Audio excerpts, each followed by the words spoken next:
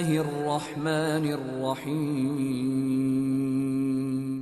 ماہ مبارک رمضان رحمتوں اور برکتوں کا مہینہ ہے۔ اس مہینے میں انسان کو زیادہ سے زیادہ قرب حاصل کرنے کے لیے اعمال انجام دینے چاہیے۔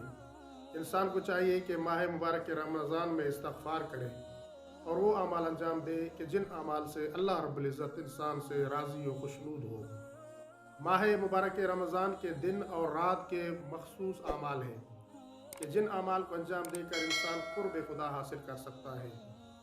یکم رمضان المبارک کے دن کے خاص اعمال ہیں۔ ان اعمال میں وہ عمل بھی شامل ہے کہ جس عمل کے ذریعے انسان پورا سال برائیوں سے محفوظ رہ سکتا ہے۔ پورا سال اگر انسان وہ عمل انجام دے گا تو اللہ تعالیٰ پورا سال اس کی حفاظت فرمائے گا۔ اور وہ عمل 2 رکعت نماز ہے۔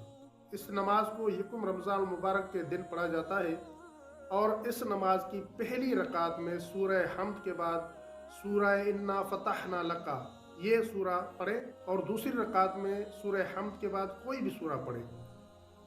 جو شخص یہ نماز پڑھے گا ماہ مبارک رمضان کے پہلے دن یعنی یکم رمضان المبارک کے دن جو شخص یہ نماز پڑھے گا تو اللہ تعالیٰ پورا سال اس کی حفاظت فرمائیں گے اور اللہ تعالیٰ انہیں برائیوں سے بھی محفوظ رکھیں گے۔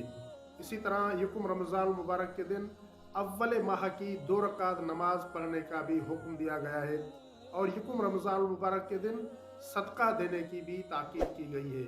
لہٰذا مومنین کو چاہیے کہ یکم رمضان المبارک کے دن یہ اعمال انجام دیں تاکہ اللہ تعالیٰ کا قرب انہیں حاصل ہو سکے۔